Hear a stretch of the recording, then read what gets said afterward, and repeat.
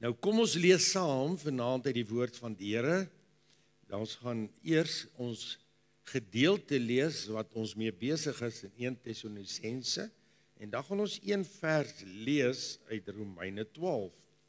1 Tessalonisense 1 Tessalonisense 5 daar vers 23. 1 Tessalonisense 5 daar vanaf vers 23.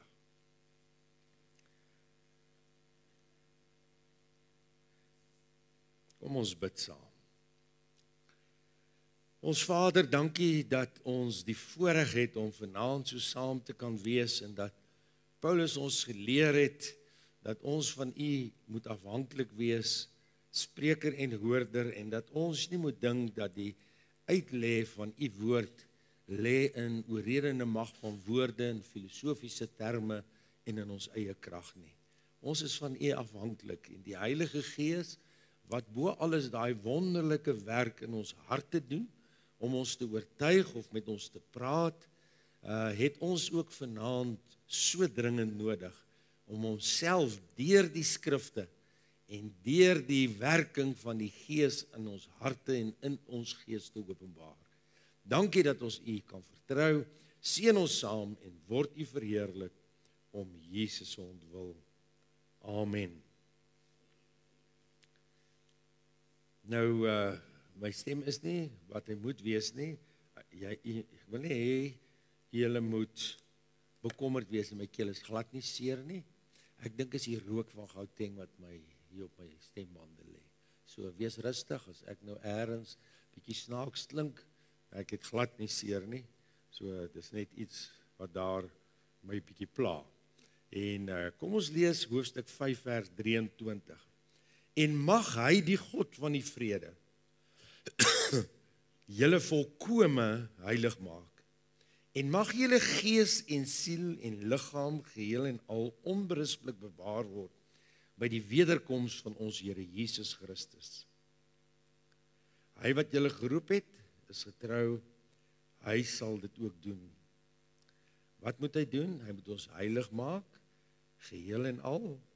Ons gees, siel en liggaam, hy moet dit bewaar tot by die wederkoms van ons Here Jesus Christus. Ek sal bly wees as hulle dit net op die skerm vir ons sal plaas, die kaart, heel voor waar ons begin het. En dan Romeine 12 vers 1 wil ek vanaand met u 'n bietjie gesels oor, want dit sluit aan by hierdie gedeelte.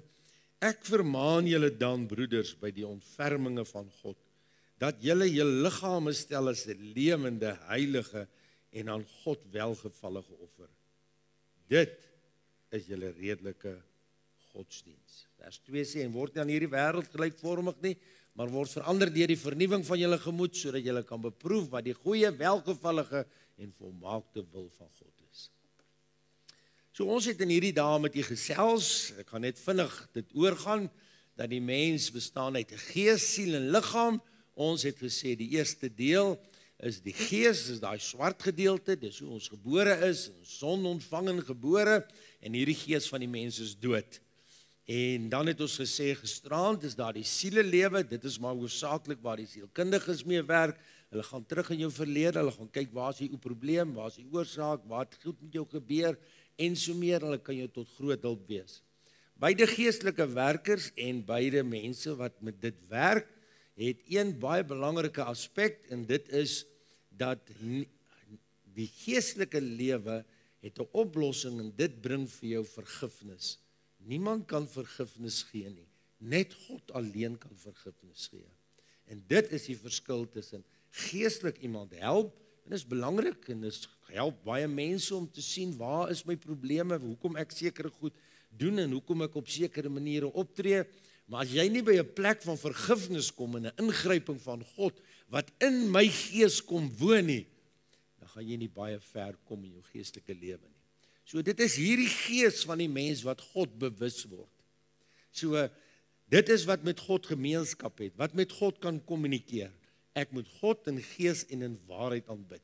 En in hierdie gees van die mens vind ons dan is die gewete van die mens en die wil van die mens, en hierdie wil moet in die lyn kom met die wil van God.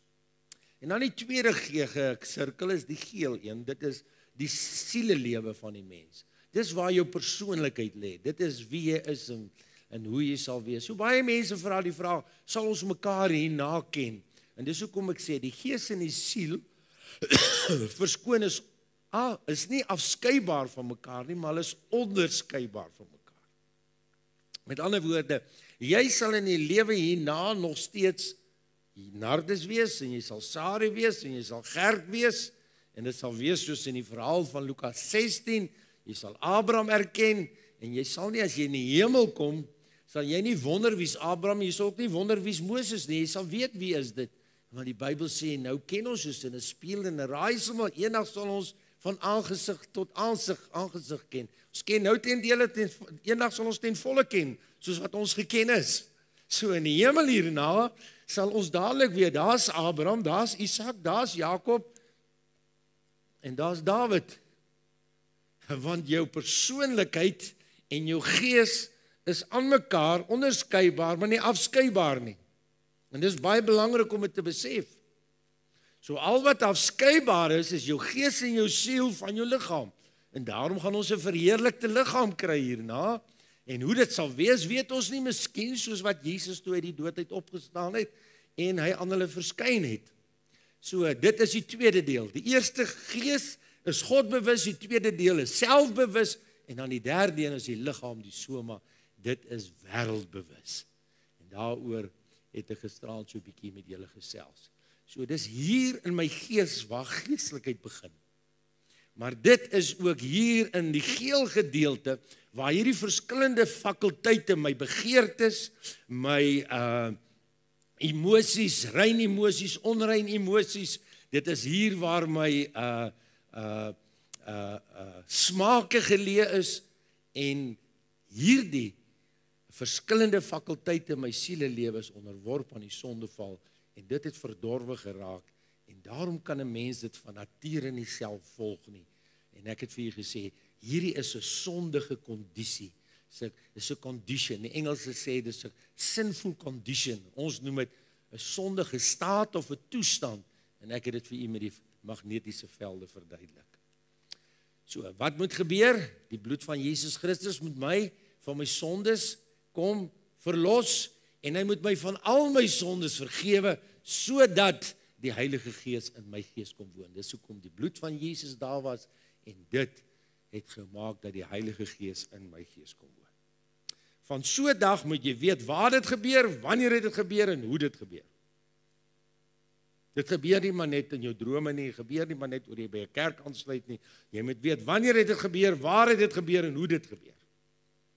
En dan in hierdie sielelewe van die mens wat onderworp is aan die sondeval, wat ons soms noem verdorwenheid of wat die Bybel noem, Paulus noem dit die sonde wat in my woon of die liggaam van die sonde wat tot niet gemaak moet word, Romeine 6 vers 6. Daarvan moet ek, het ons gisterand nou by stil gestaan en dit vir u verduidelik in my verstand en my emosies, my begeertes en my smake en dit moet ook gereinig word. Dit moet gereinig word. Vra vir my Nardus, waar kom jy daaraan? Kom ek gou vir u verduidelik. Wat die Bybel vir ons sê is, en mag hy die God van die vrede julle volkome heilig maak.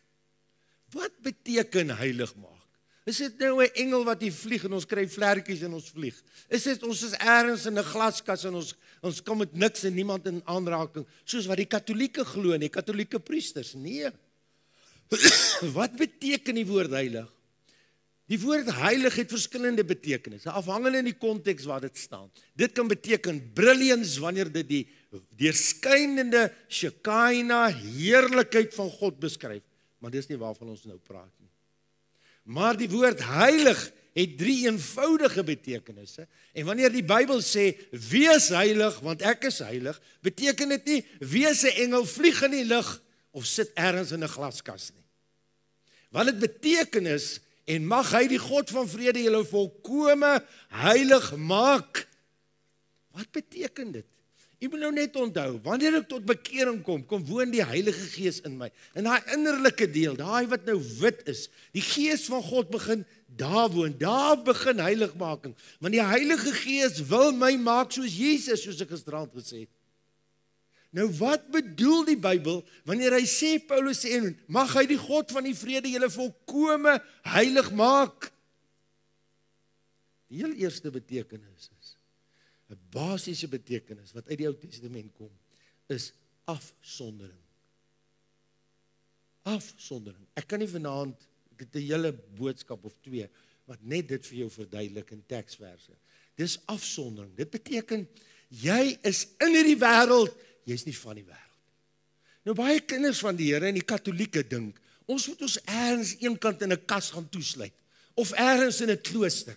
Nee, jy moet in hierdie wêreld leef, tussen hierdie mense, tussen hierdie goddelose mense, en jy moet hier 'n getuie vir Jesus wees. Weet jy waar het Jesus gegaan? Baie mense dink Jesus het maar net so gestaan en dan lei die Gees van God hom. Ja, die Gees van God het hom gelei, maar weet jy waarheen het hy gegaan? Hy het strategies te werk gegaan. Hy het na die kruispaaie toe gegaan, daar waar die hoofhandelsroetes was, waar mense besigheid doen, en daar het hy met daai mense gaan praat. Hy was tussen die mense, maar hy het nie gedoen wat die mense was nie. Hy is versoek net soos ons, sonder sonde. So hy was in hierdie wêreld, hy was nie deel van die wêreld nie. Ek sê altyd vir kinders van die Here, moenie julle onttrek nie, want dan kan jy niemand bereik nie. Dit sê nie ek moet deel met die verkeerde goed nie. Maar jy moet nie jou in jou huis toesluit, met niemand kontak hê, niemand. Wie wil jy praat oor die Here? So afsondering beteken, as hy sê, mag hy julle volkome heilig maak, dan beteken dit jou gewete. My gewete word eenkant gesit. My gewete gaan nie besoedel word soos ander mense se gewetes nie. My wil gaan eenkant gesit word. Ek gaan die wil van God in my lewe doen.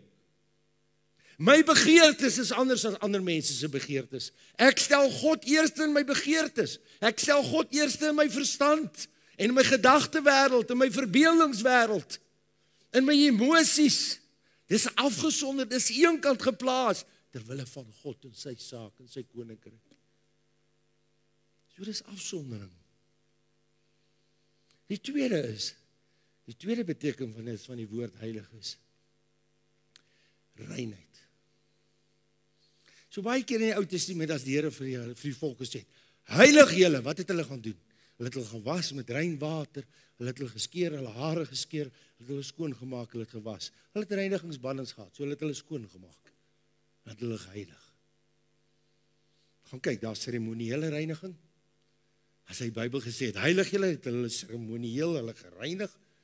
Maar dan is daar ook morele reiniging.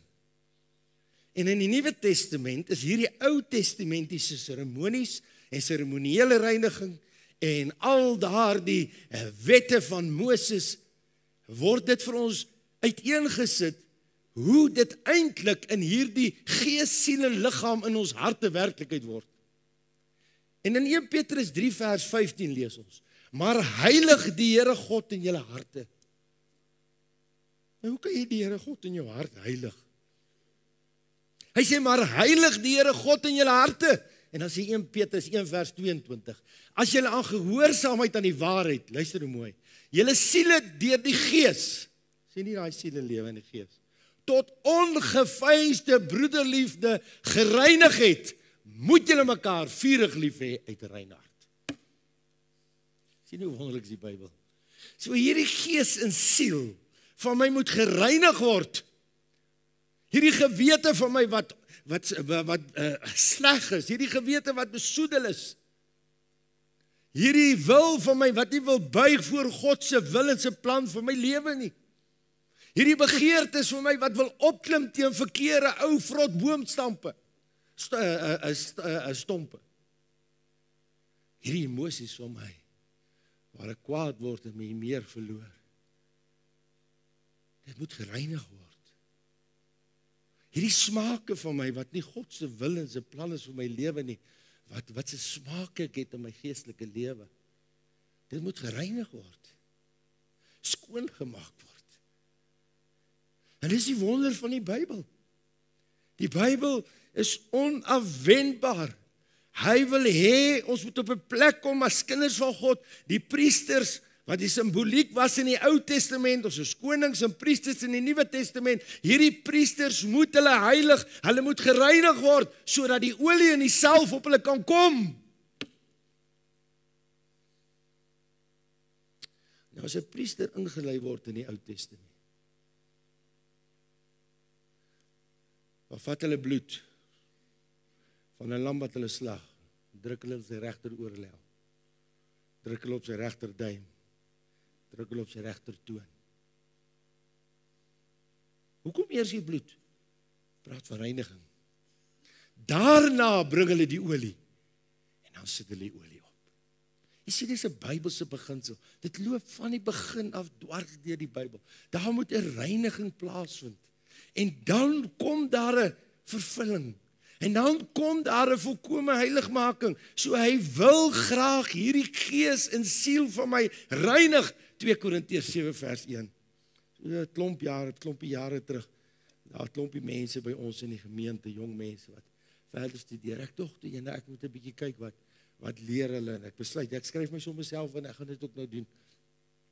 En ek is besig met dit en ek en die tutor is online. Hy is daar in Europa. Hy's 'n dokter en hy skryf vir my. En ek en hy is begin vassit oor die Bybel oor heiligmaking.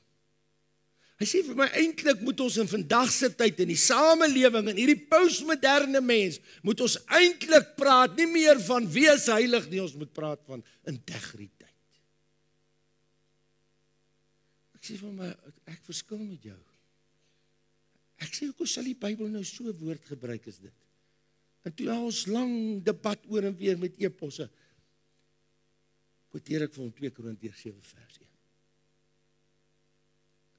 Terwyl ons dan hierdie beloftes het, geliefdes, laat ons van alle besoedeling van die vlees en die gees reinig. En die heiligmaking en die vrees van God volbring. En hierdie woord van die vlees en die gees reinig is in die Aristotyd wat beteken, dis 'n aksie, is 'n handeling in die werkwoord wat in 'n oomblik gebeur. En die heiligmaking en die vrees van God volbring is die voortdurende tyd betekenis 'n proses. In een teksvers 'n krisis en 'n proses. Ek sê vir hom, dink jy Paulus het 'n fout gemaak? En dat toe die Heilige Gees hulle geïnspireer het hulle nie geweet dat in 20, sê daai tyd was 18 of 16 of 17, sal ons mense nou so gevorderd wees, dat ons nou moet ander woorde gebruik vir volkome heiligmaking. So volkome heiligmaking is die oomblik, wanneer die mens op 'n plek kom, en dis die derde betekenis. Dit is eerste afsondering, tweede reiniging, derde beteken die woord heilig, toewyding. Soos die Here vir die volk gesê het, of vir die priesters gesê het, heilig julle, dan was hulle, maak hulle rein, hulle sonder hulle af, en dit wat hulle het, wy hulle aan die Here toe. En dis absoluut wonderlik, om jy toe te wy aan die Here. En dit bring ons by vanaand se boodskap. En ek wil dit nou vanaand vir u verduidelik, hierdie gees en hierdie siel en hierdie liggaam. So wanneer die bloed van Jesus kom, dit wat ek nou vir u gesê het, en hy reinig hierdie gees van my. As julle gehoorsaamheid en die waarheid julle siele deur die gees tot ongeveinsde broederliefde geheilig het, gereinig het, moet julle mekaar vurig lief hê, reinaar. En dan sit ons met die gees, die siel en die liggaam, die 5 sintuie van die mens. En wat beteken dit? Hierdie gees en siel kan hom net aan mense openbaar deur die 5 sintuie. En dit is absoluut wonderlik. Deur die tassintuig, my hand, deur die reuksintuig, my neus, mond, my tong, smaak, my oog wat ek sien, my oor wat ek hoor. So die poorte, luister nou baie mooi, waardeur die gees en die siel homself openbaar, is deur hierdie 5 sintuie aan jou en aan my. So ek leer jou ken deur hierdie vyfsintuie. Ek leer jou persoonlikheid ken. Dis hoe ek jou leer ken. En dit word alles van binne van jou gees en jou siel af. En deur jou persoonlikheid uitgeleef deur hierdie liggaam. En hierdie liggaam gaan verby en dan gee God ons 'n verheerlikte liggaam. En dan gaan ons deur hy verheerlikte liggaam lewe. Maar jy is nog steeds jy. En soos jy nou geleef het, so gaan jy wees as jy doodgaan. Dan gaan nie ewe skielik nou iets gebeur nie. Jy weet, baie mense dink as ek nou doodgaan, gaan die Here nou ewe skielik ietsie daar doen. Soos jy boom val, so bly jy lê. Soos jy geleef het, so gaan jy voor God staan. Dan gebeur nie ewe skielik iets erns. Daarom is dit nou tyd om ons saak met God reg te maak. En nou kom Paulus in hierdie gedeelte, en nou sê hy vir ons, hoe gee ons eintlik ons lewe aan die Here oor? En nou gaan ek vir u net Romeine 12 so 'n bietjie verduidelik. So wat Paulus nou doen is, hy die hele eerste 11 hoofstukke het hy teologiese waarhede gedoen. Nou gaan hy oor na die praktiese deel toe. En wanneer hy na hierdie wonderlike waarhede kyk en hierdie saligheid en hierdie versoening wat Jesus aan die kruis bewerk het, in hoofstuk 11 die Jood en die heiden en so meer, en dan kyk hy terug en dan sê hy in hoofstuk 11 vers 33, oor die diepte van die rykdom en die wysheid en die kennis van God, hoe ondeurgrondelik is sy oordeele en hoe onnaspeurlik is sy weë, want wie die gedagte van die Here geken, wie was sy raadsman gewees, wie het eer iets aan hom gegee dat hom vergeld moes word, uit hom en deur hom en tot hom is alle dinge. Syne is die heerlikheid tot in ewigheid. Paulus kan nie anders as hy die saligheidsplan kyk om in 'n lofsang uit te bars. En dan sê hy, ek vermaan julle broeders. Die woord vermaan beteken ek vermaan to call. Dis asof Paulus sê, broeders, kyk met wie praat hy heel eers, broeders, sondaars, nee, praat met kinders van God. Is baie belangrik, jy moet nou hierdie paar stappe saam met my deurgaan. Dit moet vasgelê word in jou gemoed, vir tyd en vir ewigheid. Ek vermaan julle broeders, nie sondaars nie, kinders van God. Ek vermaan julle broeders, julle wat tot bekering gekom het, julle wie se gees lewendig geword het. Ek vermaan julle, dat julle julle liggame stel. Nou ek vermaan julle, dit beteken, weet julle wat broeders, susters, vanaand hier so 'n wonderboom, God roep jou eenkant om ernstig en indringend met jou te praat. Dis wat dit beteken. Ek vermaan julle to call, om ernstig en indringend met julle groep vanaand hier in Wonderboom te praat. Kom hier, kom eenkant. Ek wil met julle praat. Dat wat gebeur? Dat julle julle liggame stel. Dis 'n lewende, heilige, God welgevallige offer. Dit is julle redelike godsdienst. As jy 'n gedeelte lees in die Bybel, is daar 'n sleutel. Jy moet die sleutel kry. Dan sluit jy die gedeelte oop. Die sleutel in vers 12, hoofstuk 12 vers 1 is offer. 'n Liggaamlike offer. So Paulus is fariseer. Hy sal die eerste 5 boeke heel moontlik uit sy kop uit sy hoof uit opsê. Want dit sou 'n fariseer doen. 'n Ortodokse Jood sal dit doen. So hy ken die Ou Testament baie goed. Hy weet presies wat in Levitikus in ons taal een staan is 'n brandoffer. En wat Paulus hier het, hy wat die Ou Testament ken, hy wat die brandoffer ken, sê, maar hier wil ek nou net vir julle iets verduidelik. In die Ou Testament het julle gegaan, en het jy iets gedoen het, of jy wil die Here behaag, en jy wil jou lewe aan die Here wy, dan gaan jy en dan vat jy 'n rammetjie, en jy bring hom na die priester, en hulle slag hom, en hulle stort sy bloed uit, en jy gee die hele rammetjie op die altaar, steek hulle aan die brand, en hy brand heeltemal uit, en niemand mag niks van daai rammetjie kry. Van die ander offers mag die priesters 'n deel van die vleis kry, as hulle lewensonderhoud. Van die brandoffer kry niemand niks nie. Alles brand uit op die altaar. En Paulus sê, weet julle broeders wat, en julle susters in Wonderboom, in die Nuwe Testament, bring ons nie meer 'n rammetjie nie, ons haal hom nie daar uit die skape uit, en ons bring hom na die priester toe, na dominee toe, en hy slag hom nie. Wat ons nou doen is, ons bring ons liggame. En hierdie woord liggame is 'n deel van soma wat eintlik in die konteks hier beteken, wat jou hele lewe insluit, jou gees, jou siel en jou liggaam. Soos gisterand vir gesê, baie keer as die Bybel sê jou hart is dit jou gees, ander keer as hy sê jou hart is dit jou gees en jou siel, ander keer as hy sê jou hart is dit jou gees, siel en liggaam. En hier bedoel hy dit, ek vermaan julle broeders by die ontferminge van God dat julle julle liggame stel, bring jou hele lewe, gees, siel en liggaam, stel hom tot beskikking van God as 'n offer. Dis wat hy sê. Ek vermaan julle, ek roep julle eenkant om ernstig en dringend by julle te praat, om julle liggame te stel. Jou gees, jou siel, jou liggaam, al hierdie fakulteite.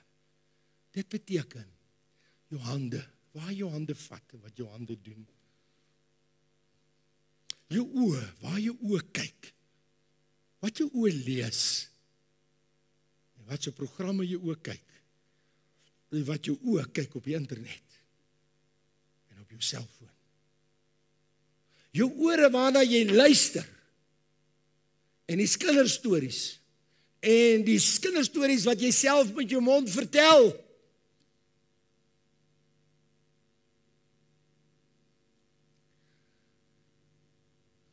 Die parfuum van die vrou wat jy ruik, wat nie jou vrou is nie.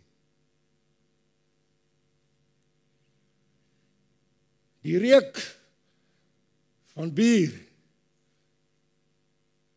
tabak, dwelms. Ons is vasgevang in 'n dwelmverslaafde wêreld. En dit lyk vir my asof die meer gegoede mense eintlik die teiken is. Want daai ouens het die geld. En nou kom hy en hy sê, broeders, susters, wonderboom, kom stel jou liggaam, al hierdie sintuie. Maar weet jy wat? Nie net dit nie, jou gees, jou wil, jou gewete, jou emosies, jou begeertes, jou smake. Kom stel dit alles tot beskikking van God. Maak 'n liggaamlike offer. Dis die eerste, 'n liggaamlike offer. Die totale mens, jou hele wese soos die brandoffer op die altaar, gee dit algeheel vir die Here oor. Maar dis nie net 'n liggaamlike offer nie. Dis 'n lewendige offer. Nou wat beteken dit? Maar voor ek by die lewendige offer kom, dalk moet ek dit eers so stel. Hy sê, ek vermaan julle broeders by die ontferming van God, dat julle julle liggame stel as 'n lewende, die opgestel, jy liggame stel. Wat is stel? Is 'n werkwoord. Is iets wat ek moet doen. Is dit nie so nie? Jy moet jou liggaam stel tot beskikking van God. So ek sal hier en daar so 'n bietjie iets tegnies noem. Want baie mense luister baie keer na dit. En daar's baie mense wat baie teen die boodskap is. Wat eintlik nie mooi eintlik altyd alles verstaan nie. Maar wanneer ons by hierdie werkwoord stel kom, is dit baie interessant. En u wat lief is om 'n bietjie na te lees oor die Bybel en u swoord te gebruik, jy moet tog vir jou A.T. Robertson se word pictures aflaai en jy moet dit gebruik. Strongs is goed, maar Strongs kom nie naby een van die mees gesaghebbende nie. En dit is A.T. Robertson. En A.T. Robertson sê hiervan, wat 'n kundig is op hierdie gebied. Hy sê hierdie werkwoord van Romeine 12 vers 1. Ek het dit vir 'n bietjie nagegaan weer vandag. Hy sê is geskryf, luister, in die aoriste infinitiewe tyd. En dit expresses a simple, single, momentary action. Dit beskryf, hierdie stel, beskryf 'n oomblik, 'n daad wat in 'n oomblik plaasvind. En nie 'n proses nie. So wanneer Paulus sê, ek roep julle eenkant, dat julle jou liggame stel, moet daar 'n oomblik in jou lewe wees, waar jy jou liggaam en jou gees en jou siel tot beskikking van God stel. Daar moet 'n definitiewe oomblik wees. Daar moet 'n besliste oomblik wees. Hy sê the present infinitive expressive activity that is ongoing in some way. Die ander alternatief is, dis 'n voortdurende tyd. Maar die aristus sê vir ons in die infinitiewe vorm, weet jy wat? Daar's 'n oomblik in jou lewe, nou wil ek vir jou baie mooi help en verduidelik. Net soos jy weet wanneer, waar en hoe jy tot bekering gekom. So moet jy weet wanneer, waar en hoe het jy jouself algeheel aan die Here toegewy sodat hy jou hart kan reinig en jou kan vul met sy Heilige Gees. Nou voel ek lus. Ons moet nou die diens stop. Nou begin ons by daai dametjie daar. Dan gaan ons nou so dwars deur. Elkeen van julle gaan nou vir my opstaan en dan gaan julle dwars deur hier kom. Dan gaan elkeen van my sê wanneer en waar het jy so jou lewe vir die Here oorgegee. Soos ons by haar begin, dan stop ons die diens, dan gaan ons almal daar deur. Dan gaan ons agter, dan kom ons so deur, gaan ons hier voor so. Dan sê u waar het dit gebeur? Wanneer het dit gebeur en hoe dit gebeur dat jy jou hele lewe vir die Here so oorgee. En as ek dit nou gesê het en jy het so 'n bietjie bekommerd geraak, is dit 'n sekere teken jy dit nog nooit gedoen nie. En die Heilige Gees sê dit nou vir jou in jou gewete. Hy sê dit nou vir jou. Jy het dit nog nooit gedoen. En daarom is dit belangrik. Die Bybel is nie daar om bladsye vol te maak. Die Bybel is nie hier om ons te amuseer nie. Die Bybel is nie hier dat ons mekaar besig hou nie. Die Bybel is hier dat ons dit gehoorsaam. Ek vermaan julle broeders, by die ontferminge van God, dat julle julle liggame stel, sy lewende, heilige, God welgevallige offer. Jy moet jou lewe stel tot beskikking van God.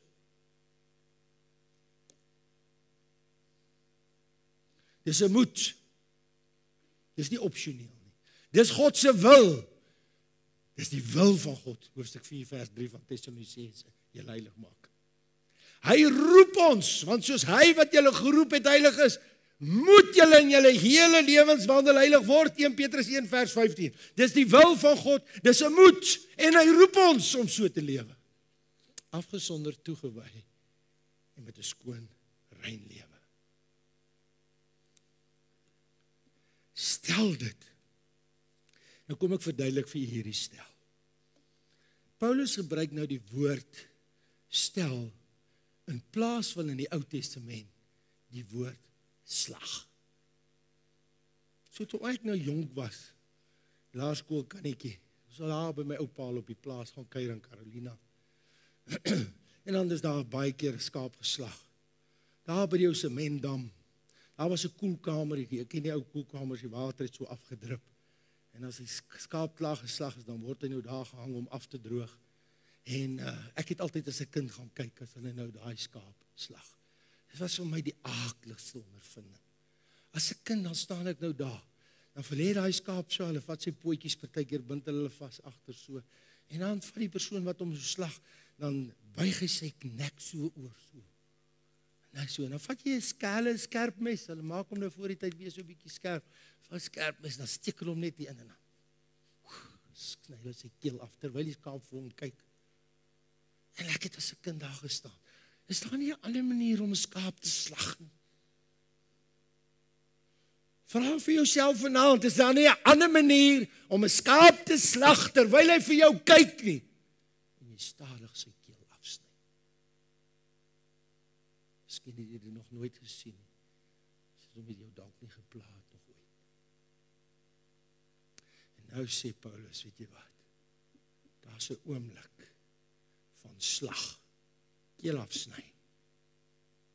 Stel jou gees, jou siel, jou liggaam. Waarvan? Daar's 'n oomblik waar jy aan die einde van jou selfgesentreerde lewe moet kom. Jou ideale, jou ambisies, jou posisie, jou aansien, jou reputasie. Kan ek vanaand vir jou sê, hoekom het jy so swaar gekry om in die dienste tot nou toe te reageer, jou hand op te steek of agter te bly? Kan ek vir jou sê hoekom? Jy's baie belangrik in jou eie oë. Jou reputasie, jou posisie, wie ek is. Jong, ek is 'n kerkraadslid. 'n Kerkraadslid steek nie hand op nie. 'n Kerkraadslid bly nie agter nie. Weet jy wat? Iemand wat met die jeug werk, doen nie dit nie, weet. Jy weet, en ek is daarom iemand in aansien in die gemeente, jy weet. En ek is in aansien by my werk, jy weet, en my kollegas. Nee. Daar's een plek waar die Bybel ons gelyk maak. En dis by die voet van die kruis. Dis daar waar elkeen geslag word. Of jy weier dit en jy word jou eie God. Vermaan julle broeders om julle liggame te stel. Dan moet 'n oomblik aanbreek en vanaand is die oomblik van waarheid. Meneer, mevrou, oom, tannie, jong man, jong meisie in jou lewe, of jy aan die einde van jouself gaan kom en gaan sê, ek stel myself. Ek stel myself tot beskikking. Dietrich Bonhoeffer, die Duitse teoloog, het gesê, as Christus iemand roep, dan roep hy om te sterf. En weet jy, Dietrich Bonhoeffer het met sy lewe betaal ter wille van Christus. En hy het hom doodgemaak. Ons het te maklik. Heeltemal. Ons kry te skaam ons hand op te steek. Ons kry te skaam om agter te bly by 'n diens.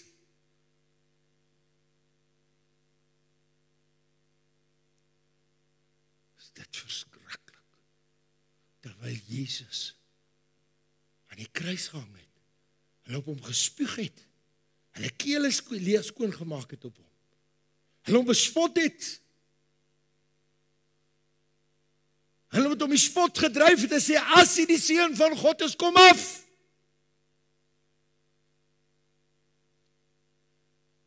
Maar ek is so belangrik. Ek is al belangrik, jong. Ek is 'n man van aansien. Ek my voor God verneder. Kan jy onthou hoekom het die disippels gesê? Dis hard om in te gaan. Wie kan gered word? Sê Jesus, wil julle nie ook weggaan nie? Het jy elke keer gesien, wanneer die prys om Jesus te volg, het Jesus nooit dit vir hulle maklik gemaak nie. Nooit. Wat het hy vir hulle gesê? Wil julle nie ook maar weggaan? Julle disippels, die ander het weggegaan. Wil julle nie ook maar loop nie? Hy wil sê, ag, kom maar toe, maar wat, dit is nie so erg nie. Kom. Nee. Sê, wil julle nie ook maar weggaan nie?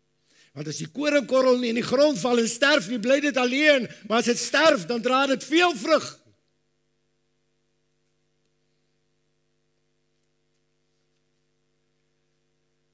Dis 'n lewendige offer. Wat bedoel ons daarby? Liggaamlike offer, lewendige offer. Jy sê vir my nou, dit is 'n paradoks. Jy weerspreek jouself. Jy sê nou een oomblik, ons kom aan die einde van onsself. Ja, ons kom aan die einde van hierdie selfgesondige, selfgesentreerde lewe, maar ons kom nou in 'n plek van geestelike bereikbaarheid. Nou begin ek vir die Here 'n instrument word. Nou kan die Here my gebruik, want daar is nou nie meer ek wat in die pad is nie, is nie my sondige vleeslikheid wat in die pad is nie. Dit is nou hy wat in volle beheer is van my lewe, want ek het my lewe aan hom geoffer en nou kan hy in en deur my werk.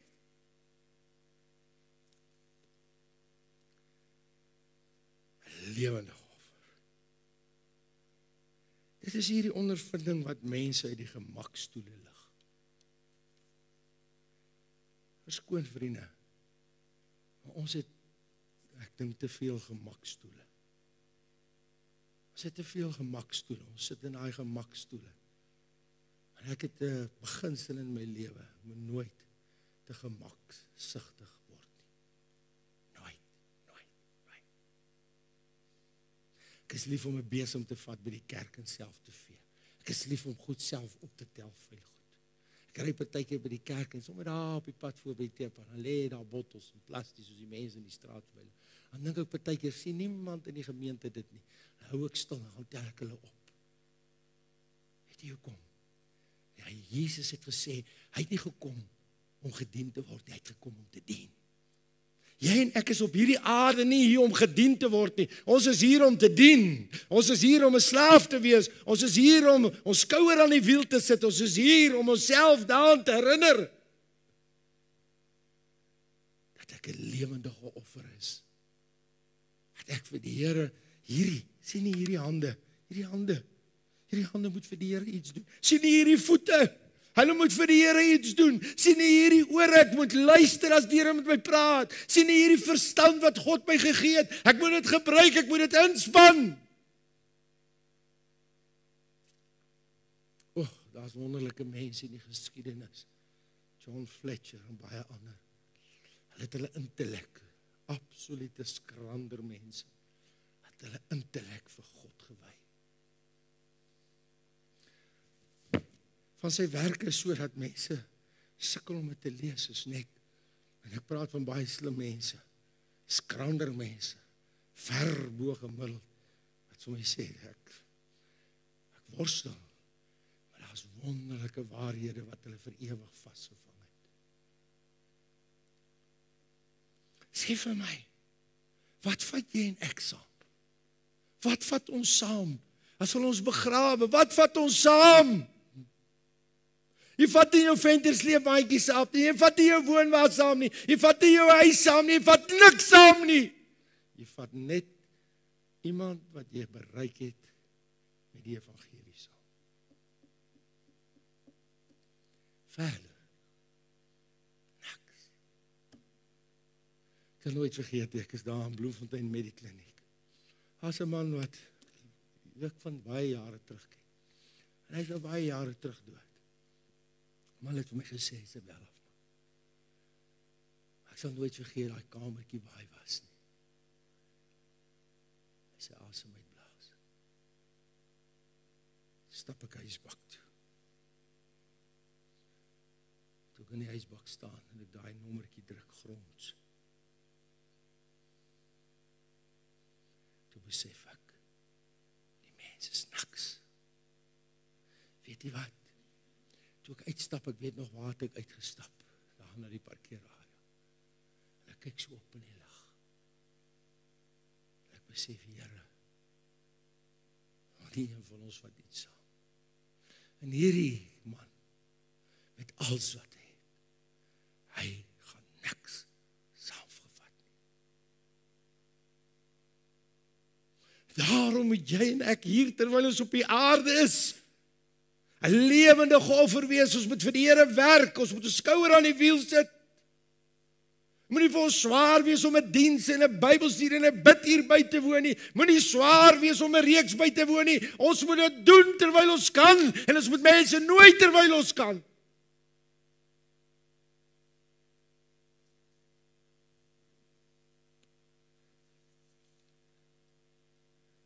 En dis 'n heilige offer, ek het dit verduidelik. Eerste, afgesonder, toegewy, skoon en rein. En dan sê hy, dit moet 'n God welgevallige offer wees. Nou, as ek die offer vir die Here bring, soos Paulus hier sê, in die Ou Testament was dit die gebruik, dat wanneer 'n mens 'n offer bring, dan steek jy nie die vuur aan die brand of die offer te verteer nie. Soos Dawid die volk getel het en gesondig het, en toe hulle geval het onder die hand van die Here, en in 1 Kronieke 21, 1 of 2 Kronieke 21, sê daar by die dorsvloer van Ornan die Jebusiet, Jebus is maar waar Jerusalem later na vernoem is, kom maar van daar af, en hy is by die dorsvloer van Ornan, en hy het gesondig uit die volk getel. En die Here sê vir hom, as jy hierdie pes, wat die volk getref het en hulle sterf, en jy wil afweer, moet jy vir my 'n offer bring vir my 'n brandoffer, sê nie weer 'n brandoffer. En hy kom daar by Ornan, die Jebusiet, en sê, Ornan, kan ek hier op jou dorsvloer, kan ek asseblief tog, kan ek hier net 'n offer vir my God bring? Hy Hy sê, ja, jy kan dit bring. Hy sê, maar weet jy wat, ek gaan vir jou die hout bring, en ek gaan vir jou slaggoed bring, ek sal vir jou alles gee. Nee, sê Dawid, ek kan nie iets aan die Here offer wat my niks kos. Ek gaan dit vir die volle prys by jou koop. Jy sien, ons probleem is, ons bring, soos 'n botteltjie,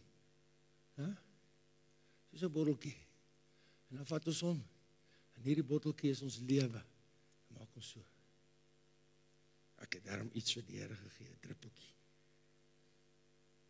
En as we oor 6 maande of 'n jaar, preek iemand weer 'n ou mooi preekie, nog 'n druppeltjie vir die Here gee. Die Here soek nie druppeltjies nie, hy soek die bottel. Hy soek jou hele lewe. Hy soek alles. Hy soek nie druppeltjies nie.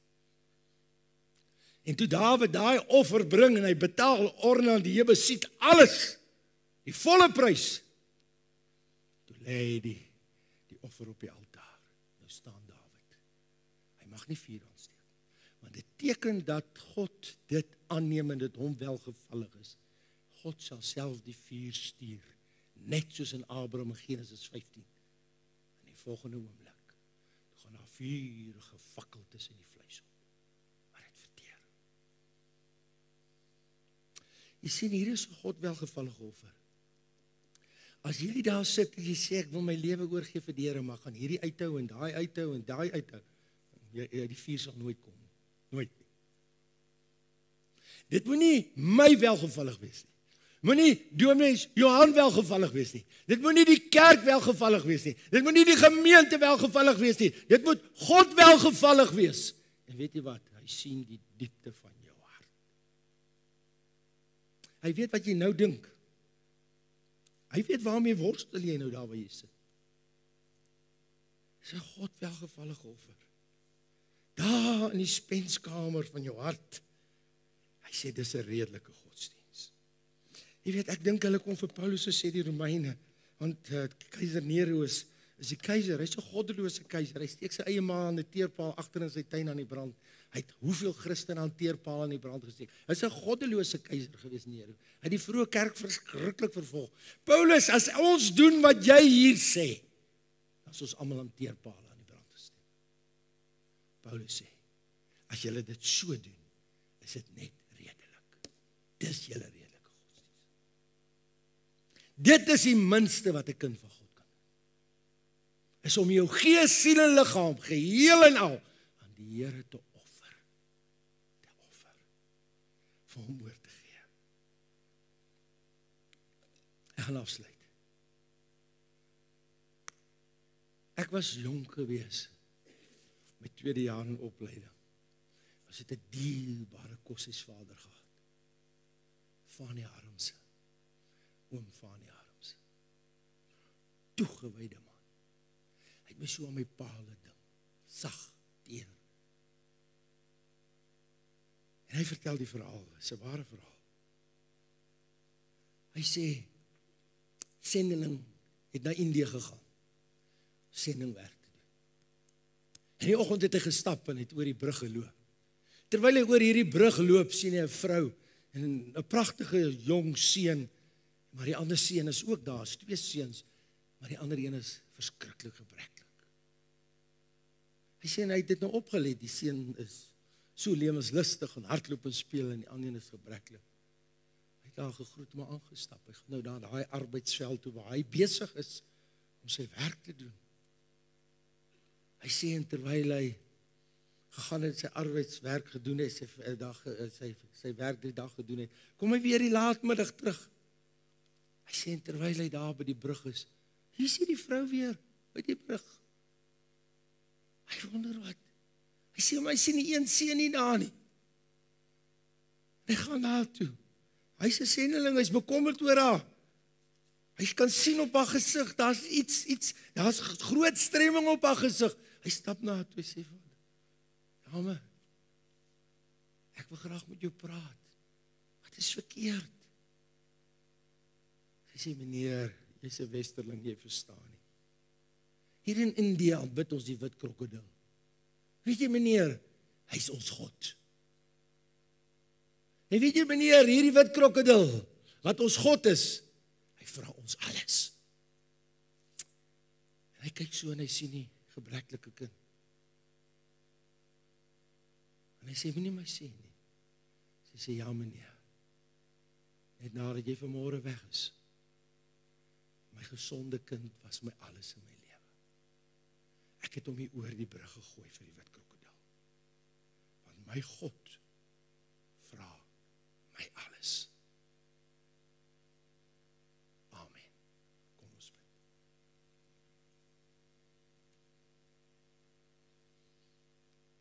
Wat offer jy vir die Here? Druppeltjies? Of offer jy jou hele lewe? Vanaand is jou aand. Ek wil jou help vanaand. Daar waar jy sit, sê vir my Nardus, vanaand wil ek my lewe vir die Here offer. En vanaand wil ek vir jou bid en ek bedoel dit uit my hart uit. Want dit gaan jou 'n prys kos en jy het sit en jy bereken die prys van Sondagoggend af tot nou toe. En dit is 'n duur prys, maar dit is 'n wonderlike prys as jy dit betaal. En as jy vanaand vir my sê, weet jy wat, ek wil vanaand my lewe kom offer. As die heidene dit vir 'n wit krokodil doen, kan ek dit vir Jesus van Golgotha doen. En ek wil vanaand my lewe vir hom onvoorwaardelik oorgee, dat hy my gees, siel en liggaam kan reinig, heilig en my kan vul met sy gees. En as jy dit vanaand vir hom sê, gaan ek jou vra om jou hand op te steek, ek wil vir jou bid. Is daar so iemand? Steek jou hand op, dankie dame. Dankie, dankie. Nog iemand, steek op. Dankie, dankie, dankie. Nog iemand?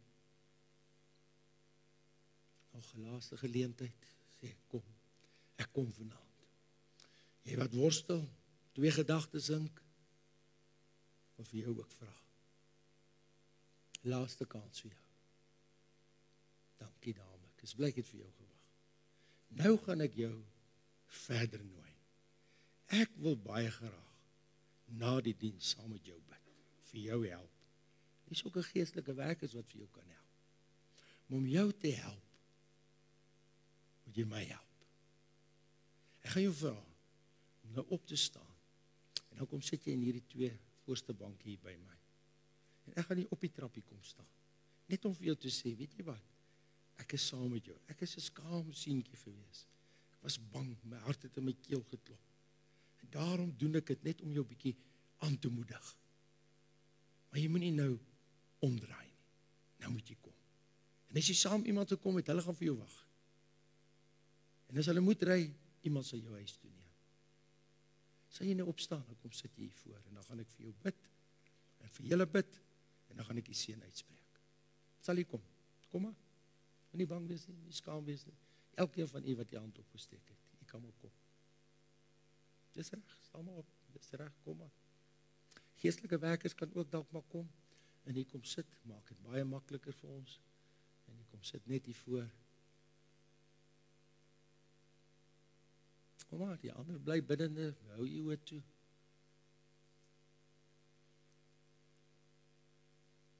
Kom, jy moet nie nou terugtrek nie.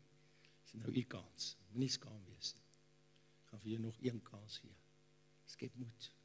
Terwyl ander kom, kom jy ook vanaand. Dit is dalk vir jou heeltemal vreemd. Maar jy hoef nie bang en vreemd te voel nie. Daar nog iemand? Kom maar. Vader, baie dankie dat ons in hierdie aand die voorreg het om vir mekaar te bid. En dankie dat ek vir hierdie persone kan bid wat vanaand sê, Here, hier is my lewe, onvoorwaardelik.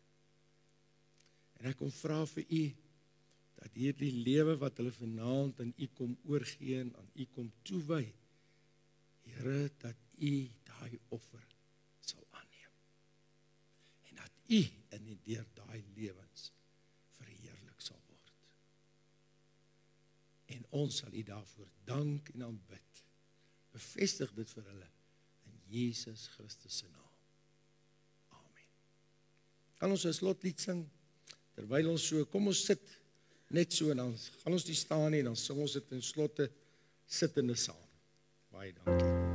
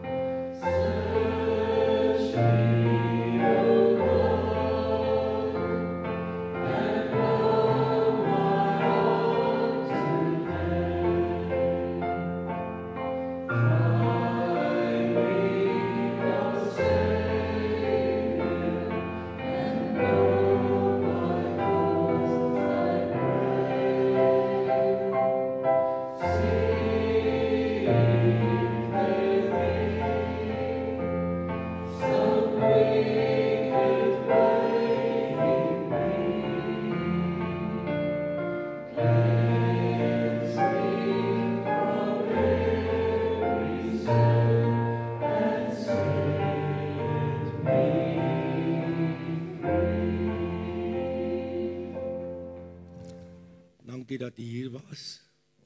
Bid môre deur die dag. Ons kom môre aand, ons laaste geleentheid. Kom met verwagting dat die Here ook sy wonderlike doel sal bereik. As die Here met u gepraat het, moet dit jou dalk begewe. Moenie uitstap nie. Of vir jou hier wag, so graag saam met jou bid. Die Here sal jou seën. Mag die genade van ons dierbare Here Jesus Christus en die liefde van God ons Vader, die wonderlike gemeenskap van die Heilige Gees met die elkeen wees en bly totdat die alles op die altaar